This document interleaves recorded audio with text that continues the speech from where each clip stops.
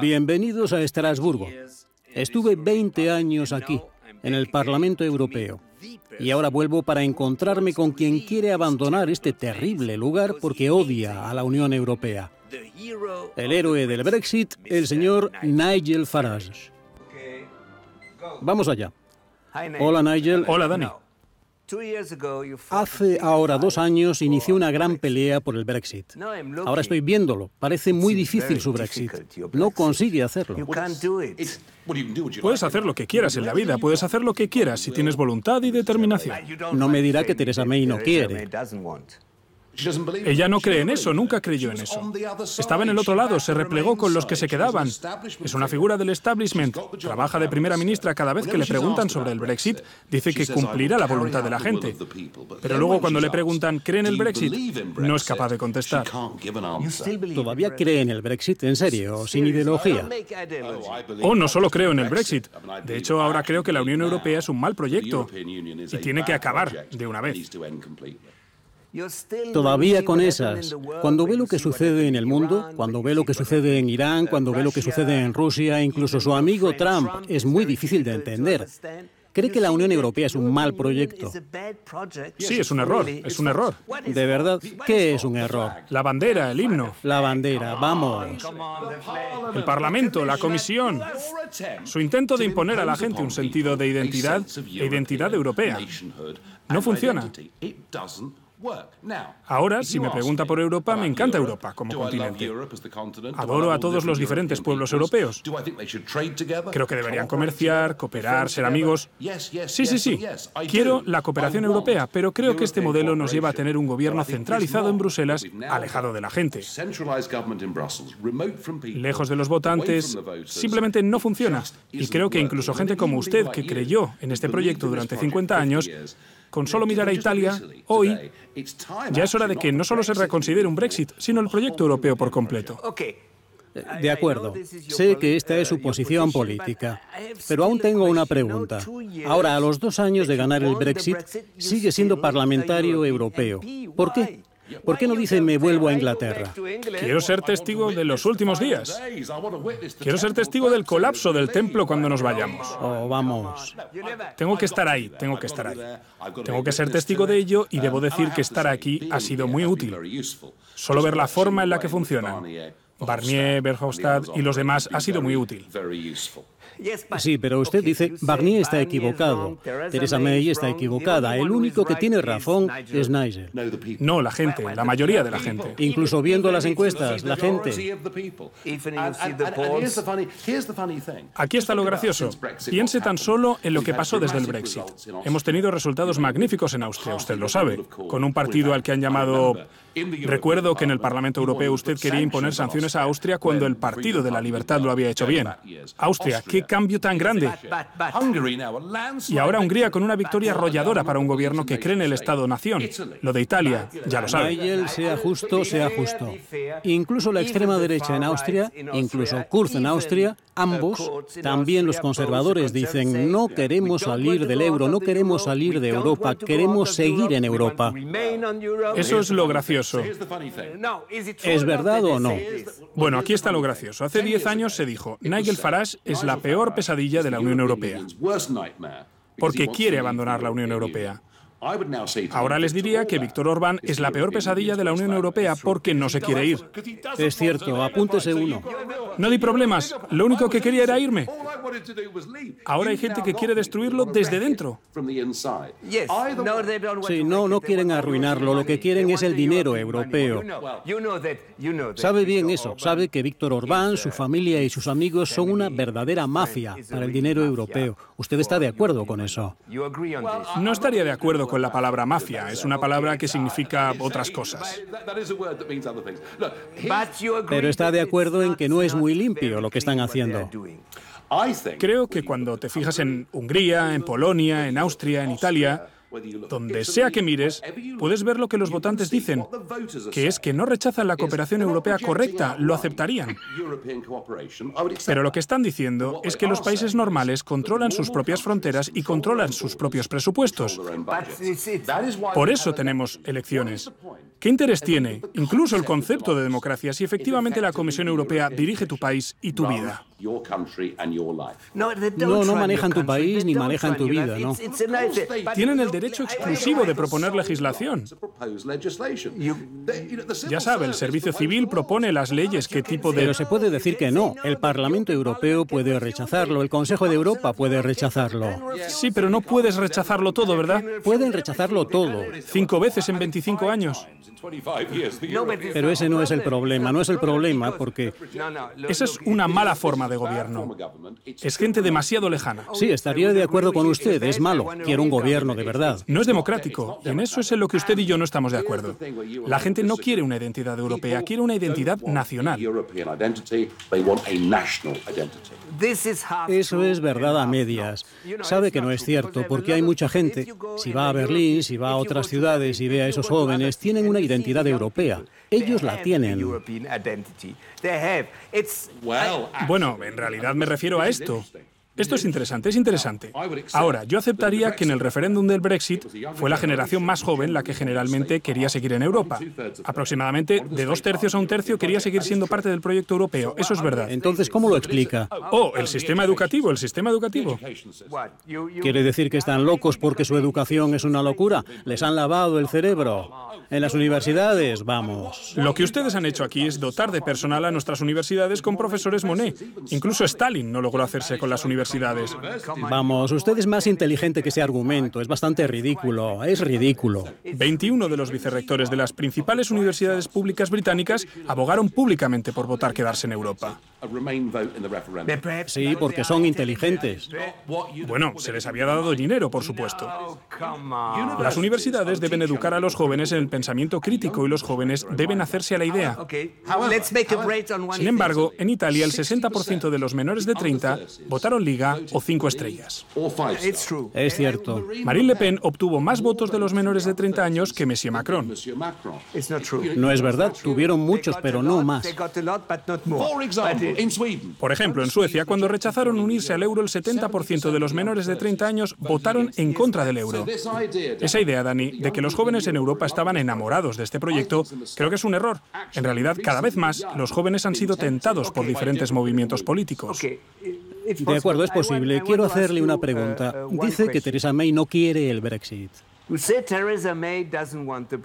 Ella no cree en el Brexit. De acuerdo, ella no cree en él, así que no lo va a hacer. Está de acuerdo en que sigamos vinculados a un montón de agencias europeas. Quiere un largo periodo de transición.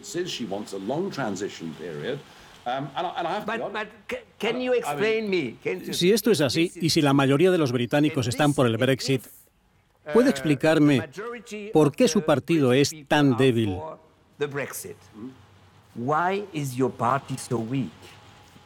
Bueno, ya no estoy demasiado involucrado con ese partido. Ya sabe que dimití después del referéndum. Quiere decir que funciona solo con usted. Con usted será fuerte, sin usted... No, me pide que hable sobre ese partido y le digo que ya no tengo mucha relación.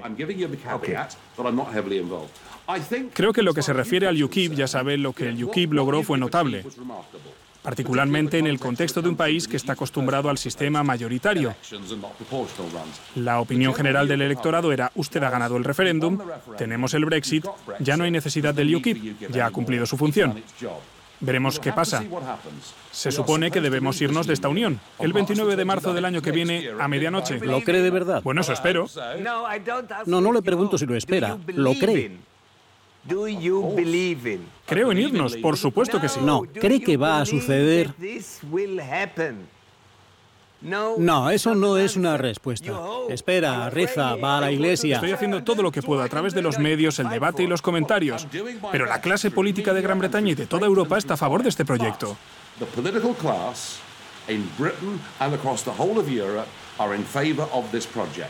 El Parlamento en los próximos meses tendrá oportunidad, si lo desea, de parar el Brexit.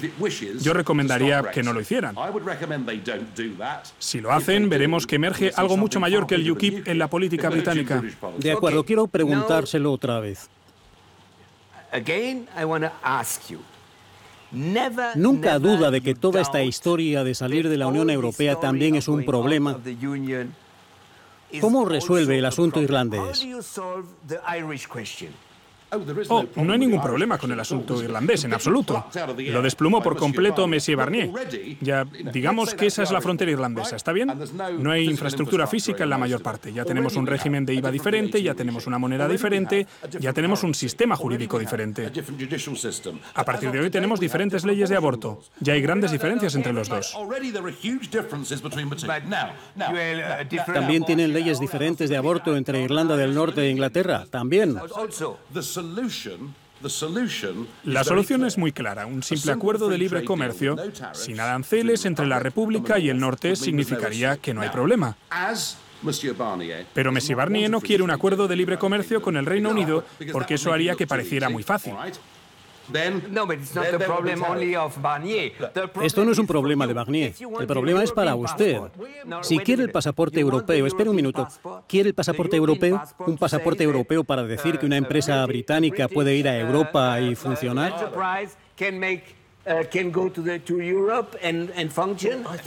El problema con usted es que a veces no piensa con amplitud de miras, ¿no? La zona euro es ahora un 15% de la economía mundial. Así que quiero que el Brexit sea amistoso con todos los vecinos europeos. Piense globalmente. Entonces le hago una proposición porque entiendo que no quiere a la Unión Europea. ¿Por qué no lucha para que el Reino Unido se convierta en el Estado número 51 de los Estados Unidos? Porque si crees en la independencia, no quieres ser un subordinado de nadie. Somos un gran país, somos un gran país poderoso. Somos la quinta mayor economía del mundo. Tenemos el segundo o tercer ejército mayor de la OTAN. Somos un gran país y, de hecho, el mundo se está dividiendo en países más pequeños cada año que pasa. Esta idea de que tienes que ser parte de un gran bloque para tener influencia global simplemente no es verdad. Ya lo ha visto. Un ejemplo, verá cómo Theresa May está equivocada. En Irán, Inglaterra necesitaba a Alemania y a Francia como contrapeso de la decisión de Trump. En Irán. Un mal negocio. Trump tiene razón. Europa está equivocada. Está bien, Europa está equivocada, pero si el Reino Unido no es el problema correcto o incorrecto, si Inglaterra quiere tener otra opinión, está bien, que no es la suya, pero tiene otra opinión. Sola no pueden hacerlo. Ni Francia. Por supuesto que pueden. No pueden. Por supuesto que pueden. Mire, deberíamos tener una política exterior independiente y lo que realmente me preocupa de este proyecto europeo es la política exterior europea. Con Juncker dejándolo claro, quiere eliminar los derechos de veto de una vez. En este momento, en la política exterior, en el ámbito de la Unión Europea, hay derecho de veto. Juncker dejó claro en el discurso sobre el Estado de la Unión que quiere que eso acabe. Y además un ejército europeo y además el deseo de expandirse hacia el este.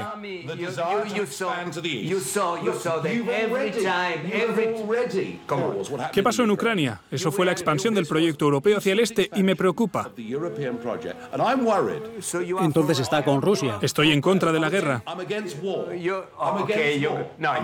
Estoy en contra de la guerra. ¿Quién empezó en Ucrania? ¿Quién fue?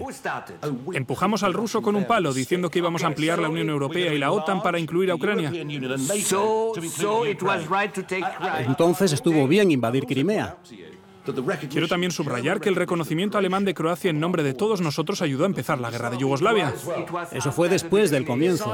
Entonces esa idea de que este club europeo trata sobre la paz, lo que veo aquí es un nuevo imperialismo montado. No me gusta, no lo quiero. Y la decisión de la independiente Gran Bretaña y de los independientes Estados Unidos de hacer la guerra en Irak fue una acción pacífica. Fue la acción de un país soberano, ya fuera correcta o equivocada. Fue el acto de un país soberano y después de Irak. No, era imperialismo, ¿o no? No era imperialismo. ¿Qué era entonces? Fue una venganza de George Bush si realmente lo quieres saber. Y la venganza es el imperialismo. No, vamos. ¿Por qué querías bombardear a Gaddafi? Le recuerdo, quería que la Unión Europea bombardeara a Gaddafi. Quería detener a Gaddafi. Quería que la Unión Europea fuera a la guerra. Lo recuerdo muy bien, yo estaba allí. Sí, quiero decir lo que dije. Dije que quería evitar que Gaddafi llegara a Bengasi. Esa era mi posición, no para hacer la guerra por todos lados, para pararlo, porque hubiera sido una pesadilla. No quería que Francia y Reino Unido hicieran esto. Quería la bandera europea en esos aviones. Es como lo veo. Este proyecto no trata de paz y cooperación. Usted es el que quiere construir un imperio, y creo que eso es peligroso. No nos ponemos de acuerdo. Ni lo haremos. Que le vaya bien.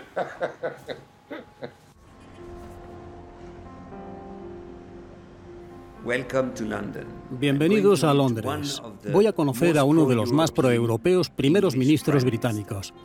Al mismo tiempo, se separó completamente de Europa por su participación en la guerra de Irak. Veré a Tony Blair en su fundación. Tony, ¿por qué el Brexit es tan complicado? Es fácil, te vas y basta. Bueno, es complicado porque hemos estado 45 años en la Unión Europea y hay toda una serie de relaciones que han crecido comerciando desde las fronteras del Reino Unido. Una de las ironías es que el Reino Unido ayudó a crear el mercado único, dirigió la agenda para el mercado único, y lo que esto significa es que ahora estamos íntimamente vinculados a Europa y a diferentes niveles. Y por primera vez en la historia moderna, en un país desarrollado, en este caso, desafortunadamente, el Reino Unido, va a desliberalizar sus relaciones comerciales yéndose del mercado único. Pero es interesante que usted hable de Europa y del mercado y de un gran número de europeos. Yo, por ejemplo, hablaría sobre la Europa política, la necesidad de una Europa política. Pero ¿no cree que desde el principio el Reino Unido estaba por Europa, pero un poco temerosa de Europa? Que no quería realmente hacer esta Europa política. Usted en lo que está interesado es en el mercado, en el comercio.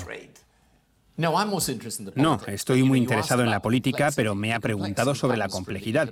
La verdad es que la complejidad viene de la economía, es decir, que puede dejar de lado el aspecto político de la Unión Europea. Y es una decisión. El problema es que cuando te retiras del lado económico, tienes un impacto en negocios, industria, puestos de trabajo y demás. Pero no, estoy completamente de acuerdo. Europa es un proyecto político, no solo económico. Y una vez más, la ironía de la situación es que hoy es más necesaria que nunca. Tienes a Estados Unidos que, dejando de lado todo el asunto de Trump, creo que atraviesa una fase en la que quiere cuidar de sus propios intereses. Primero, no quiere un solo aliado. Tiene sus problemas internos y está el ascenso de China, que es simplemente enorme, hecho geopolítico que creo que la gente todavía no acaba de entender adecuadamente. ¿Pero cree que hay alguna posibilidad de revertir el Brexit o de que pueda haber un nuevo referéndum? Piensa que es una idea estupenda, pero inalcanzable.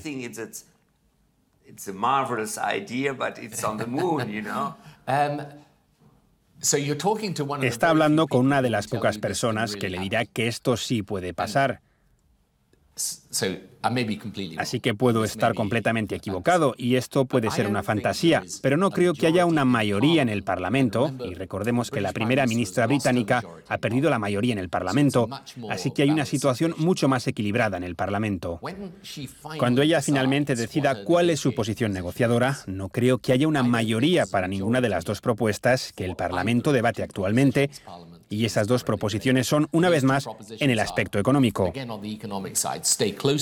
O estar cerca de Europa, en cuyo caso usted debe cumplir las reglas de Europa y en cuyo caso mucha gente dirá, bien, entonces, ¿por qué nos vamos? O una ruptura limpia con Europa, en cuyo caso habrá un gran daño económico y en cuyo caso la gente se preguntará cuánto cuesta. Creo que es posible que acabemos con un estancamiento en el Parlamento. Y la única forma de resolverlo, la forma más simple de resolverlo, es decirle a los británicos que llevamos 2 años de negociaciones. Ahora sepamos cuáles son las opciones que tenemos y decidamos si realmente queremos avanzar en estas circunstancias. Sí, pero ya sabe, lo sabe. Está el problema de que una parte de su grupo, no sé si todavía es miembro del Partido Laborista. Sí, lo soy. Está bien, una parte de su grupo. ¿No podría ayudar a May a quedarse fuera? Sí, eso es posible. Mire, hay un gran problema en la política británica en general, es decir, que el Partido Laborista ha sido tomado, de verdad, por gente de extrema izquierda, tradicionalmente euroescépticos, que tradicionalmente están en contra de Europa. Por otro lado, el Partido Laborista en su conjunto es definitivamente pro-europeo. Entonces, para los líderes laboristas, apoyar en la Cámara de los Comunes a Theresa May, no creo que vayan a apoyarla. Así que creo que la pregunta al final será si habrá 15 o 20 conservadores que pasen del lado laborista y rechacen cualquier propuesta.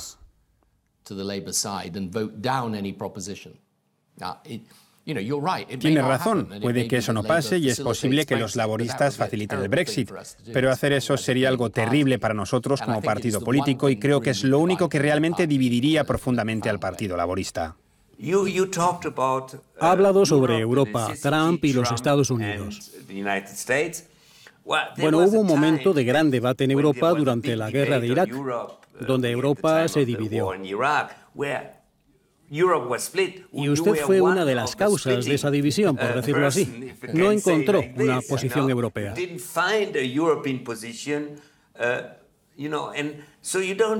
Usted sabe hasta qué punto es difícil.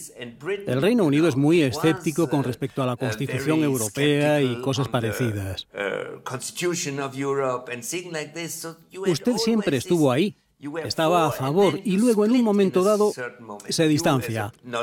Usted, no como persona, sino como primer ministro británico. Sí, creo que es un desafío para el Reino Unido, pero también para Europa.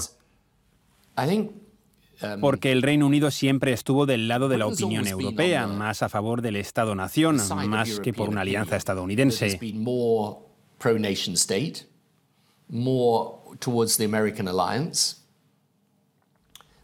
Pero eso no es exclusivo de los británicos. Me parece que una de las peores tragedias para Europa, al perder al Reino Unido, es que perderá también algo que mantuvo unida esa alianza y que se caracteriza por una forma de pensar diferente, que sin embargo se está generalizando.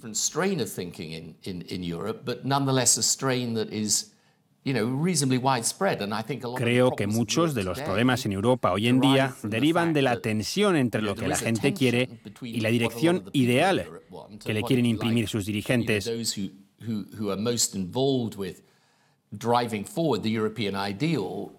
Y en lo que respecta a Estados Unidos, creo que el ascenso de China puede suponer un enorme desafío para Occidente.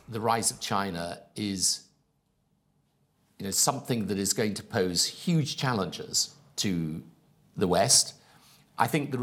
Creo que está surgiendo en el mundo otro tipo de gobierno que se puede ver en muchas partes, incluso en Europa, como en Hungría. Sí, en Polonia. Sí. Y por eso debe haber cierta coherencia en Occidente y por eso es tan trágico que Europa se debilite, al perder fuerza el Reino Unido y con él la alianza transatlántica.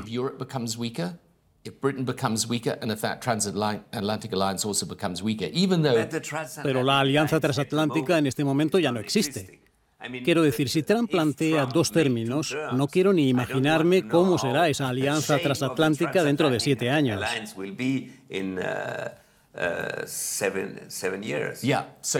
Sí, obviamente es un problema. La cuestión es si será un problema temporal o permanente. Pero sigo pensando que lo que mantendrá juntos a Europa y Estados Unidos deberá ser algo muy fuerte, porque habrá una potencia alternativa en el este. Y por cierto, reconozco que China debería convertirse en una gran potencia. Y no creo que haya que intentar contener a China, al contrario, deberíamos asociarnos y así seremos mucho más fuertes. Y sabe usted, la magnitud de lo que va a suceder supondrá un gran desafío para Europa, para Estados Unidos y para el orden mundial. Si fuese primer ministro ahora, ¿cuál sería su sueño? Bueno, sería mi sueño, aunque para otros fuese una pesadilla. Sí, la situación del Reino Unido hacia Estados Unidos ahora es totalmente diferente en comparación con su época. Quiero decir, ¿cómo ha cambiado? Porque no creo que hubiera tenido la misma reacción en Irak si Trump hubiera sido presidente en aquel momento.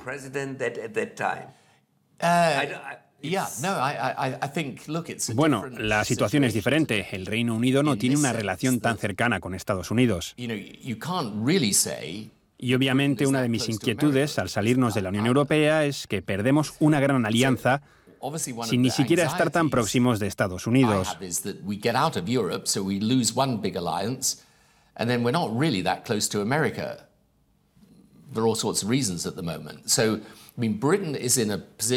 Por todas esas razones, creo que el Reino Unido está en una posición muy peligrosa respecto al Brexit. El gobierno británico puede hablar sobre una posición global, pero realmente el Reino Unido está en una posición de retirada en este momento. ¿Sabe? Siempre que sale a debate el Reino Unido, pienso que el referéndum tendría que haber planteado la pregunta así. ¿Quiere ser el Estado número 51 de Estados Unidos o permanecer en la Unión Europea? Yo creo que esa era la cuestión, realmente elegir entre los dos. Sí. Y toda mi política, cuando fui primer ministro, consistió en decir que no había que elegir entre ambas opciones, pues en realidad las dos pueden existir. Tienes dos grandes bloques de política exterior, una es la alianza con Europa y otra la alianza con Estados Unidos. Y podemos mantener fuertes las dos. Creo que ahora la cuestión es aún más relevante que cuando yo era primer ministro. El riesgo es que terminemos perdiendo ambas alianzas, lo cual sería ridículo. Sí, pero cuando usted fue primer ministro, el precio a pagar por quedarse en la Unión fue que Estados Unidos dividió Europa. Bueno, siempre hubo división en Europa. Quiero decir que algunos países después del 11 de septiembre estaban más del lado de Estados Unidos y otros menos, pero creo que son cuestiones temporales que se pueden superar. Creo que al final, por ejemplo, cuando dejé el cargo, si se fija en 2005, el G7 estaba de nuevo unido y más o menos en la misma línea, sabiendo lo crítica que era la gente. Y finalmente George Bush preservó la alianza transatlántica. Eso es verdad. Ya se imagina mi preocupación por todos los problemas a nivel interno. Mientras que el mundo cambia muy rápido, estamos perdiendo de vista el panorama general. Me refiero a la geopolítica de un mundo llevado por la revolución tecnológica que modifica la economía y la sociedad en la que vivimos, trabajamos y pensamos. Y realmente no nos estamos preparando para eso. En cambio, en Europa lo que preocupa es la inmigración. Nuestras políticas están yendo a los extremos, con populismos y extremismos de izquierda y de derecha que compiten por llevar a los países en una dirección incompatible con el futuro. Y hay actores importantes como el Reino Unido, Estados Unidos y algunos de los principales países europeos que saben que están atrapados en una política de aislacionismo.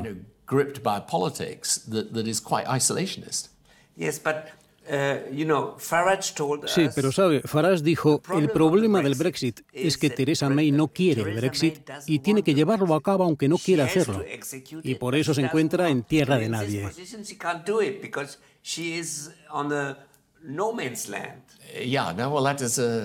En cierto sentido tiene razón, pero sabe, lo que me gustaría que hiciera la primera ministra británica es explicarle a los británicos cuáles son las opciones reales. Cuando votamos el 26 de junio para salir de Europa, no sabíamos lo que hacíamos.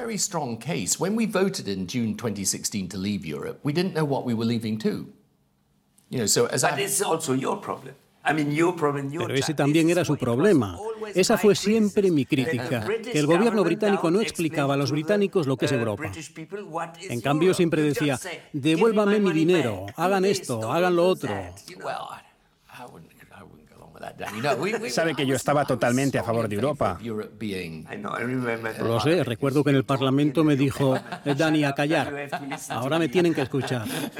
Bueno, te lo tomaste bien, al menos en parte. Pero ahora quiero decir que una de las cosas que más me preocupan, y por lo que el Reino Unido realmente luchó, fue la ampliación de la Unión Europea. Y creo que podemos ver con lo que está sucediendo en el mundo hoy en día que la ampliación fue algo muy importante para Europa con la ampliación hacia Europa del Este. Si nos fijamos en Polonia, Hungría, la República Checa. Cierto, pero piense que si no hubiéramos hecho esto hubiéramos tenido otros muchos problemas, tal vez mucho más graves, si comparamos Polonia y Ucrania con todos los problemas. Me refiero a que Polonia y Ucrania fueron países más o menos parecidos, con un PIB casi igual y semejante estado económico en 1992. Y mire la diferencia que hay entre ambos hoy en día. ¿Pero cree que Europa podría dejar entrar a Ucrania, a los estados balcánicos y seguir funcionando? El problema es el funcionamiento de Europa. En cuanto a los Balcanes, sí, creo que es muy importante que se les haya dado acceso a la Unión Europea y Europa encontrará la manera de resolver sus problemas. Y en última instancia, soy optimista respecto al proyecto europeo. Pues ya somos dos, aunque seamos los únicos. ¿Es usted optimista? Soy optimista porque el fundamento de Europa es muy fuerte.